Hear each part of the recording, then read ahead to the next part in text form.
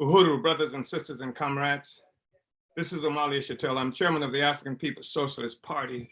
I'm leader of the Uhuru movement and the International African Revolution. I really want to appreciate your coming on to this discussion on today. This is a very important moment in the history of the world and the history of our people. As you know, what we'll be talking about today is revolutionary times and revolutionary action. We're talking about Black is Back and its significance. And some people may be asking the question of why would we be talking about Black is Back? We've even run into people in the past who have said things to us like, well, Black has never been gone, but that's not exactly true. And I want to talk to you about this. And it's really important for you to understand the significance of this slogan, this position that we're putting forward, and what we're putting forth right now at this very moment. As you know, this is a time where, as we have this discussion even, the US Senate is involved in some kind of trial of Donald John Trump, the former president of the US government, the colonial US government. And there's compelling testimony about what Trump was engaged in and how he influenced this mob attack on the Capitol of the United States. It's a real statement of just how fractured the US government and the US society has become. And it's a reflection of the despair that's being experienced throughout the whole white world. Because the entire white world is a world that enjoys its benefits, its privileges, everything that it has because of colonialism, colonial slavery, because it's colonial domination of the peoples of the world. And since the United States, right now, even though shakily, is the center of this global political economy, this global social system, where we see concentrated we see all of the contradictions of the whole system concentrated inside the United States. So people have been watching that, and many people have been made uneasy by it. And even in our own community, even though we don't have that much faith necessarily in a Kamala Harris or Joe Biden, we haven't been able to see any alternatives, many of us, and haven't been able to understand exactly where we are right now. And that's what it's so significant to talk about. These are revolutionary times. And this is why it's so significant to talk about Black is Back. I want to just say that the reason I'm able to talk to you right now is because I was one of those who did not get assassinated in the 1960s, because the United States government and the whole world white capitalist system globally was making war against the peoples who were struggling for our rights, struggling to take back our resources from this social system. As I mentioned earlier, it's a system that rests upon our oppression, rest upon the ability to exploit all of our resources, human resources and material resources. So the whole white world for a few hundred years now has benefited from that. And it has all the time had to deal with the struggles of our peoples to take back our resources, not only Africans who are here, but peoples all around the world in constant struggle to take back our resources. The so-called Vietnam War was a war that was fought against the people of Vietnam, first by France, who was the colonial terrorist organization, government that sat on the resources and the lives and the happiness of the people of Vietnam until they made that struggle. And then the French, who were in control at that time, they defeated France in 1954. Then United States, that was busy killing and oppressing African people here in this country and various other places, jumped in and tried to rescue French colonialism, or certainly to rescue, to take control of the colonial domination of the people of Vietnam. That's where that came from. This whole struggle of people's trying to win our freedoms in the 1960s saw an explosion, if you will, of people fighting for freedom. 1959, Cuba had succeeded in breaking free from the grasp of the United States government. The United States was treating Cuba like some kind of island of pornography, of prostitution, of gambling, of every sordid thing that white power, white people said that they were opposed to. They had set up in Cuba for that to happen. So if white, rich, wealthy white people wanted to go someplace to get to engage in sordid behavior, they could leave the United States and they can go just 90 miles across away from Florida into Cuba. Cuban people made a revolution to try to take themselves and their freedom back from that situation. And of course, as you know, the US was so connected to and bound to being able to control the people of Cuba that they even almost engaged in a nuclear war to make that happen. So peoples around the world were fighting. Che Guevara was captured, murdered in October 9th, 1967 by US government who had wounded him. And then after wounding him, captured him and then murdered him. So this was part of the 60s. People really struggling for freedom, struggling to be free. And the US government initiating an entire campaign that swept the planet Earth to put people back in slavery. In the United States, we had, not only Black Panther Party, you know about the Black Panther Party because it was a notoriously large organization in the sense that people all around this country and people all around the world knew about them. But there were local organizations around that many people had never heard of in all these communities who were also engaged in trying to fight for our freedom. They had come out of the whole civil rights era, the civil rights movement. They killed King, the United States government did. They killed Malcolm, the United States government did. And in 1968 alone, they killed something like 30 members of the Black Panther Party. They killed the co-founder of the African People's Socialist Party, our party, Lawrence Mann. So this whole massive war that was being made against the people who were trying to be free, trying to win out freedom, the assault on the Black Revolution of the 1960s was massive, comprehensive, and it succeeded in crushing the revolution. And in its place, the United States government put these lick-spittle Negroes who and most of whom were opposed to the Black Revolution when it was there. They were opposed to any notion of Black power when it was being expressed by masses of the people. Now these persons get elevated, these groups get elevated as the leadership of African people. And then as that comes about, it's a magnificent transformation, a horrible transformation. But let me just say this, because right now I mentioned this thing is happening in the US Senate now, where the current existing colonial president is supposed to be on trial. And many Africans feel like they may be playing some role in this because they now have the ability to vote. And you remember when Africans were trying to organize to vote, and I was one of them throughout the South, and I went to jail for it in Florida, and other people were killed, churches were bombed, our children were murdered, etc., to keep us from being engaged even in the electoral process itself.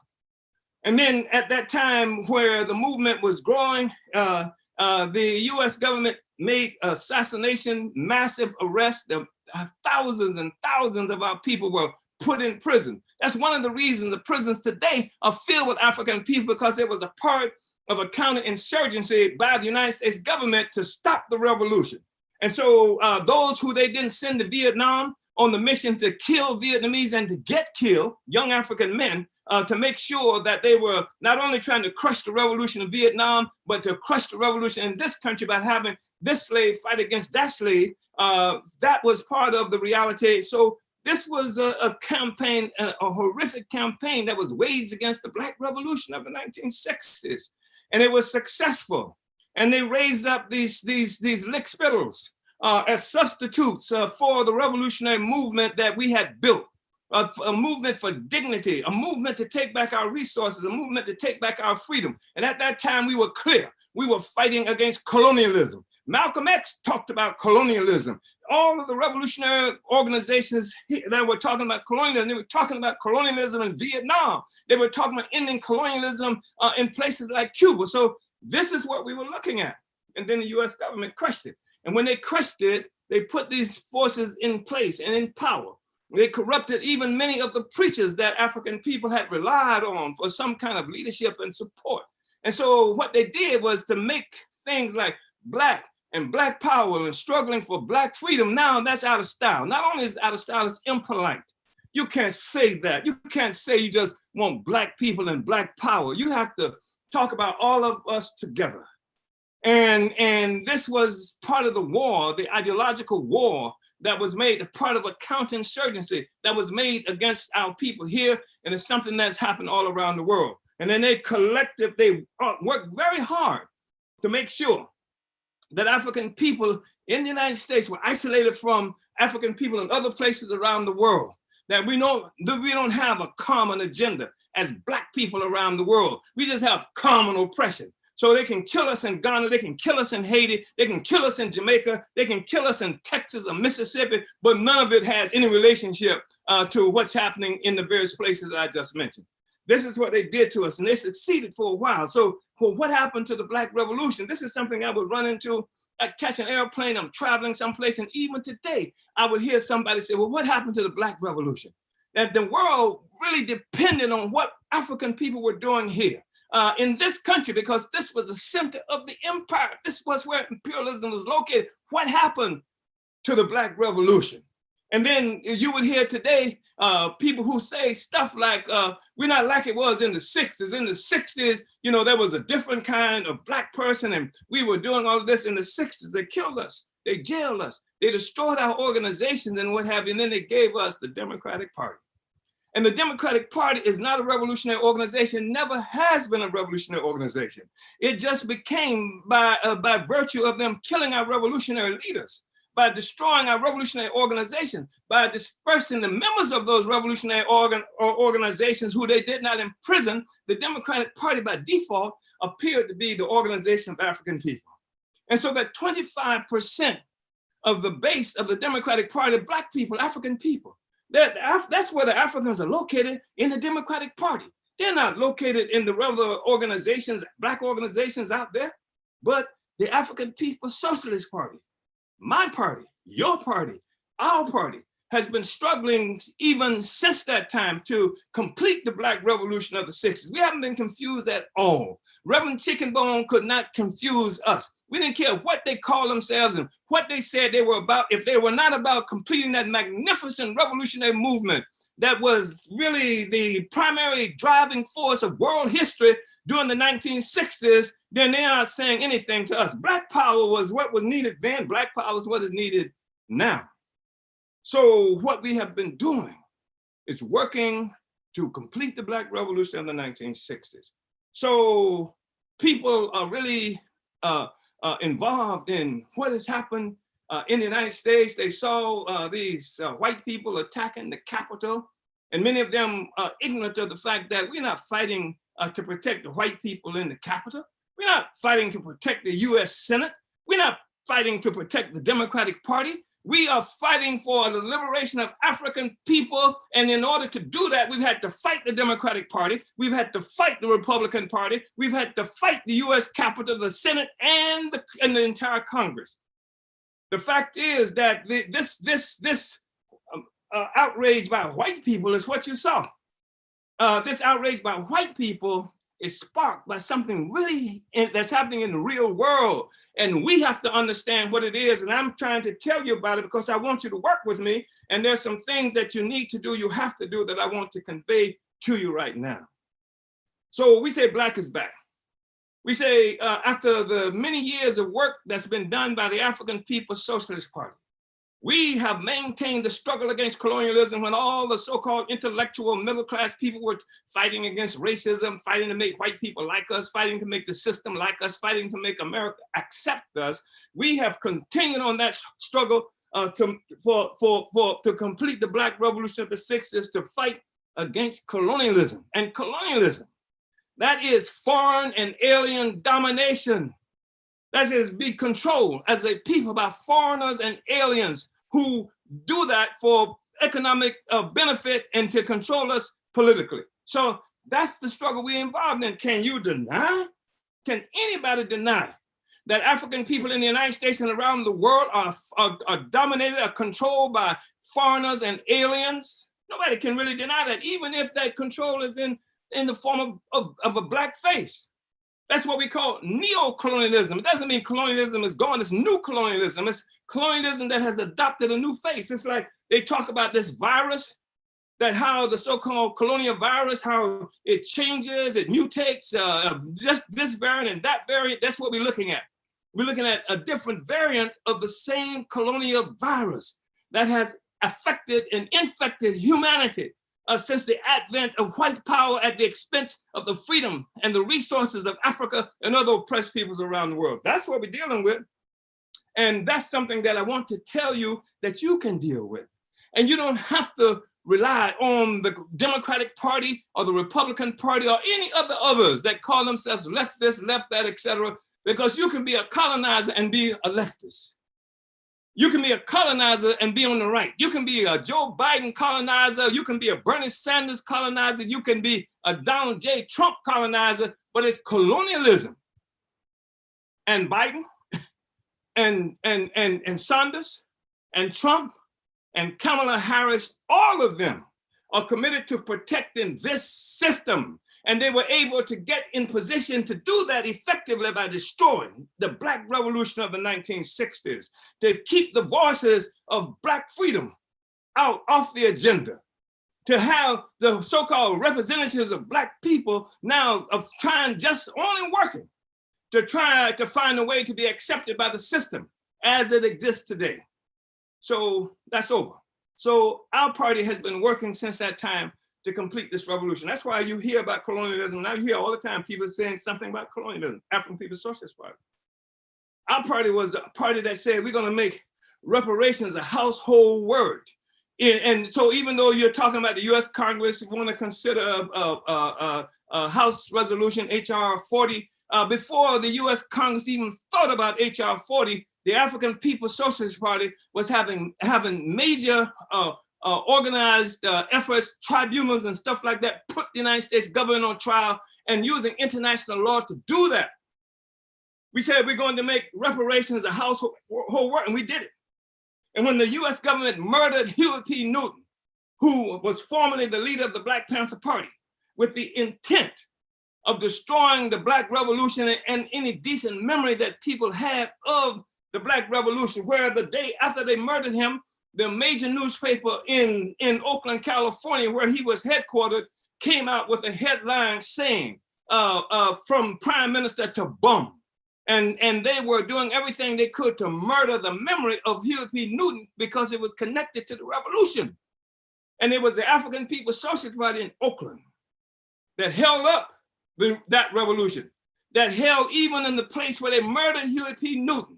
We had rallies right there. We had showed videos right there for the people who live right there to remember the glorious days of the Black Panther Party when it had been the center of the Black Revolution. We had marches throughout the streets of Oakland saying things like, don't tell no lie. Who killed Huey?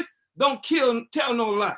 The government, the FBI, the African People's Socialist Party did that because our objective was to build the revolution, to complete the Black Revolution of the 60s, not to get involved in some kind of so-called Black left nonsense, competing with the American left or American government for some perch, some place in this colonial configuration that had been imposed on us. So that's who we are. That's what we've been doing. And that's just, some tiny look at it. But I want you to understand this. I want you to understand who we are as a party. I want you to understand what our responsibilities are. I want you to understand what you have to do, what I'm calling on you to do to complete this revolution. Because many people, because they allowed African people to be engaged in the whole electoral system in a decent way, 1965 was the year that so-called universal suffrage, that means everybody could vote in the United States. That was because of the Voting Rights Act. But in the same time they were doing that, they were killing Malcolm, they were killing Martin Luther King, they were assaulting the Black Panther Party, they killed Fred Hampton in 1969. They were making sure that by the time you got a chance to participate in the electoral process, you had nothing to participate for.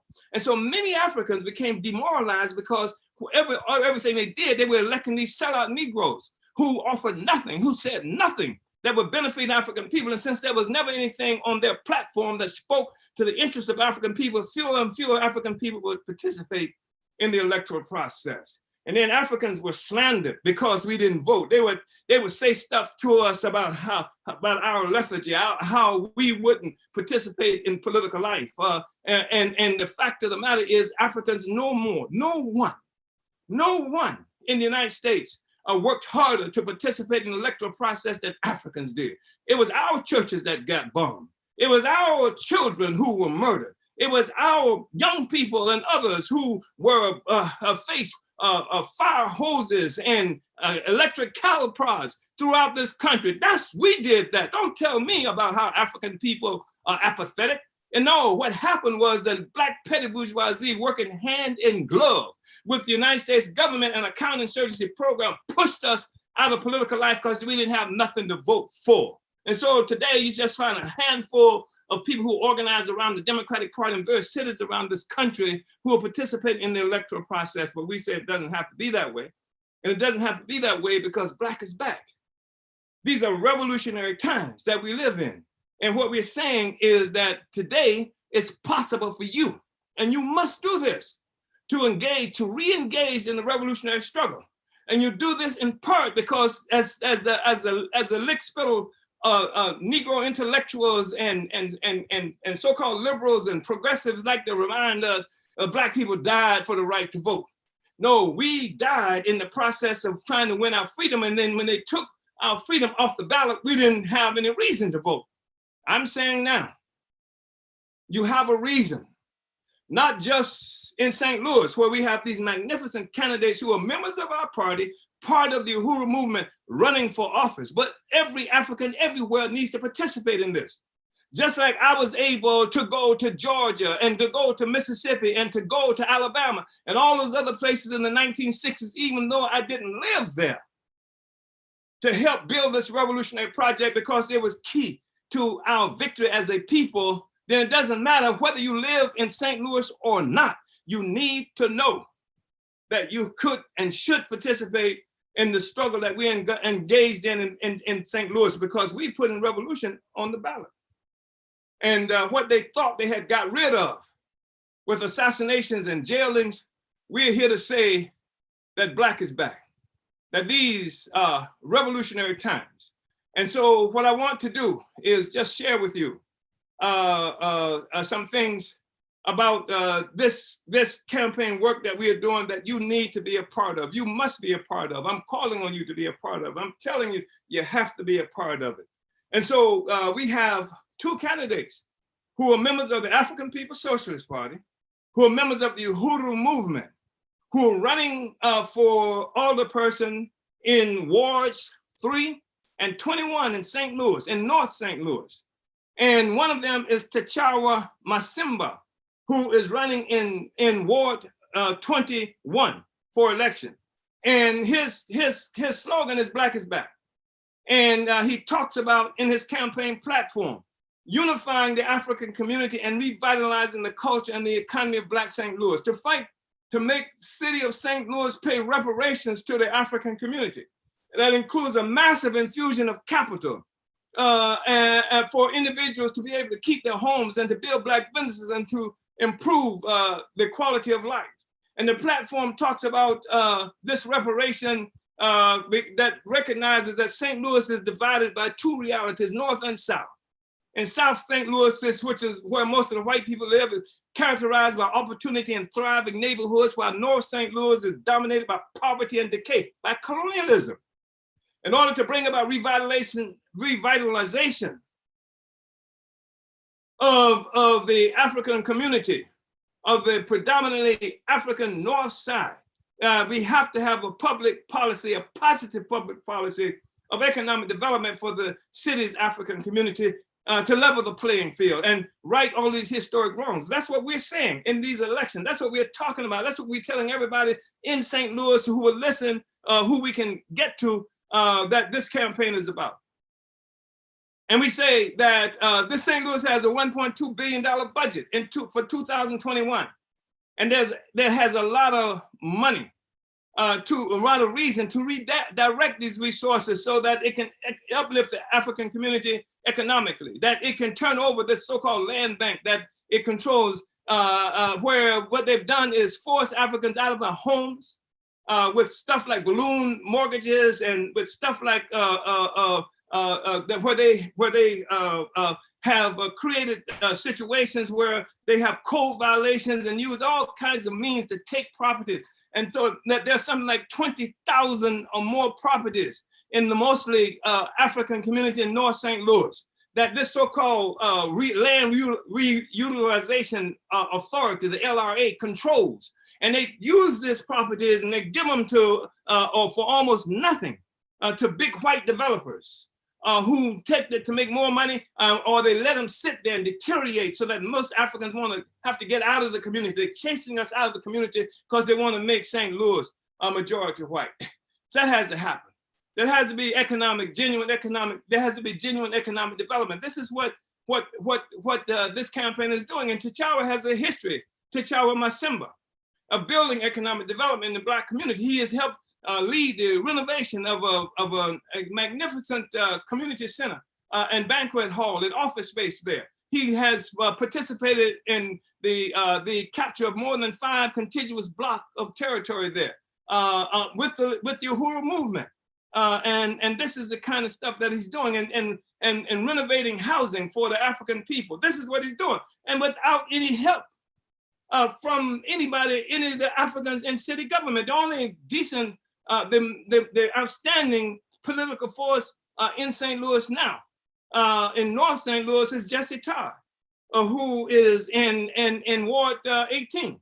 He is one of the people with the dignity and integrity and tried to fight for the impoverished African community. So this is what we're looking at. And so in Ward 3, and I should mention this guy, the opponent in Ward 21. His name is John Muhammad, and some people were fooled by that because he was a Muslim. And but what Muhammad has done, he has using the authority of white power. He has actually sued our candidate, frivolous suit, just like the kind of stuff Trump did. And speaking of frivolous and Trump, this guy's slogan is make St. Louis great again. He's taken Trump's slogan. And because that's where he's betting on, he knows his money, his resources come from those kinds of forces, and they'll give him money. And they'll give him money so that he could work against our community, so he can keep us in this colonial abject situation we're in. That's why you have to give money. That's why you have to support this campaign, because it's bigger than just St. Louis. He is the one who is signed on to having spy planes. Can you imagine this? Spy planes flying over St. Louis all the time, spying on African people as a regular basis. That's what he has come out to do, as well as our opponent in Ward 3. They are signed on to do that. They come out and they have demonstrations with the police to show how the police should keep African people under control. They're opposed to anything that we've done in terms of economic development. And they've actually stood up and blocked us from being able to get access to properties that can be transformed, as we have transformed these other properties that we got to be something that's beneficial to the African community. That's why you have to jump into this, because they have all this money, some of it undercover, some of it right up. Here you got Muhammad, who's got this picture of him and Joe Biden in an embrace. I'd be ashamed of that. Him, Joe Biden, even Lacey Clay, who was turned out in the last election by an African woman who came with a progressive program, who had been there forever, right? So he's got the pictures of these people and all these establishment forces, Black people who've never done anything to actually change the conditions of our people on the ground. And then there's Columbayi. And I want you to know about Columbayi, because when I met this sister, it was in 2014 in Ferguson, St. Louis, and she was in a demonstration opposed to police terror in our communities and what have you. And that was 4 years ago. And then it wasn't too much longer through her own development. She's the mother of 2 daughters. As a consequence of her involvement in political activity, she has become the actual leader. She has become the international president of NPDUM, the International People's Democratic Uhuru Movement. And you should know that. You should know that NPDUM itself was created as a way to push back this war against African people. And guess where it was created at? It was created in Chicago, Illinois. It was created in Chicago, Illinois, and it was there and reminding us at the time of what Fred Hampton said, who they murdered, that you can kill the revolutionary, but you can't kill the revolution. And that's what, and Kalambayi has become the president of that organization. And she's an incredible woman, incredible African leader. And in just that ward alone, Ward 3, there are more than 2,000 abandoned houses in Ward 3.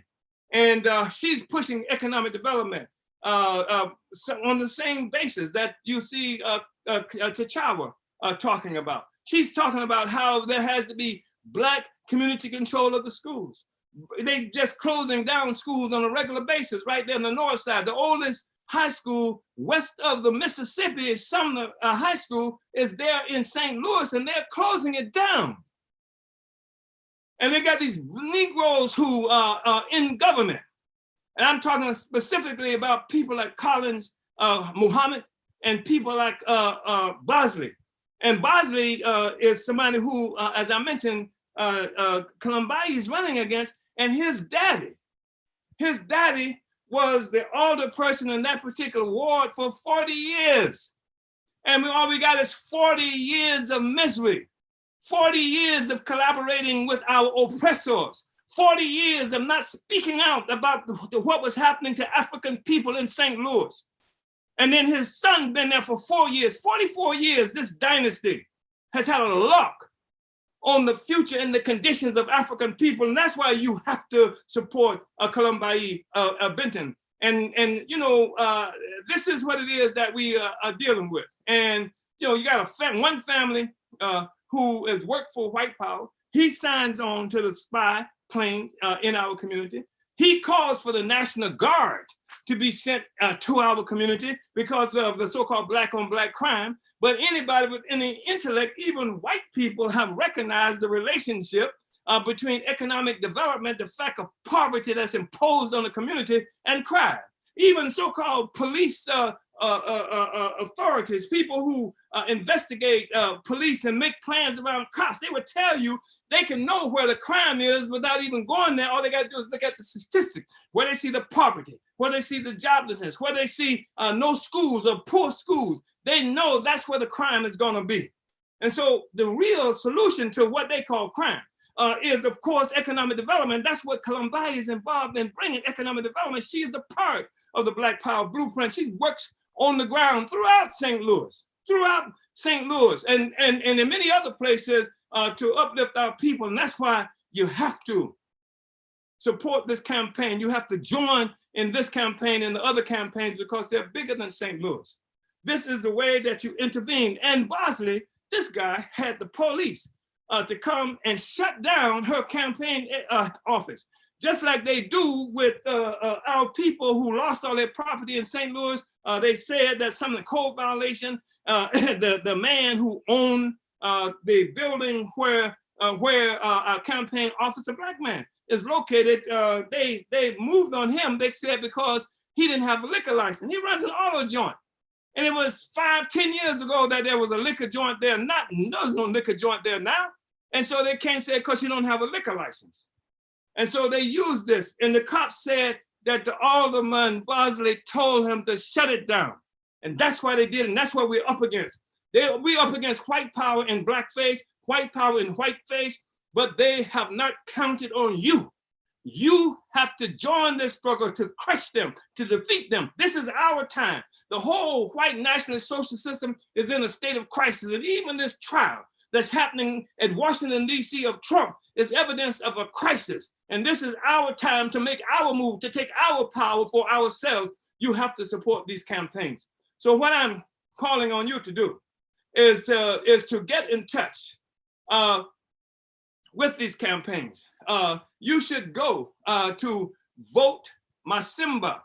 That's M-A-S-I-M-B-A, Masimba, votemasimba.org, votemasimba.org. That is for T'Chawa Masimba, who is the candidate for the 21st ward. You should go to votekalambayi.org.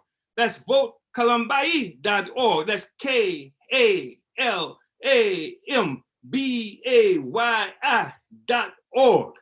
And then let them know or what you are willing to do, or that you are willing to do something to support these campaigns, that you recognize the significance of these campaigns for the Black revolution, for the liberation of our people, and the defeat of colonialism that squats on our lives forever. So we say that it ain't over, that we know that a lot of people are sick and tired of this kind of Negro politics that's been put on us forever. We've seen this white politics and black face happening since the defeat of the Black Revolution of the 1960s, but Black is back, and revolutionary times, revolutionary solutions.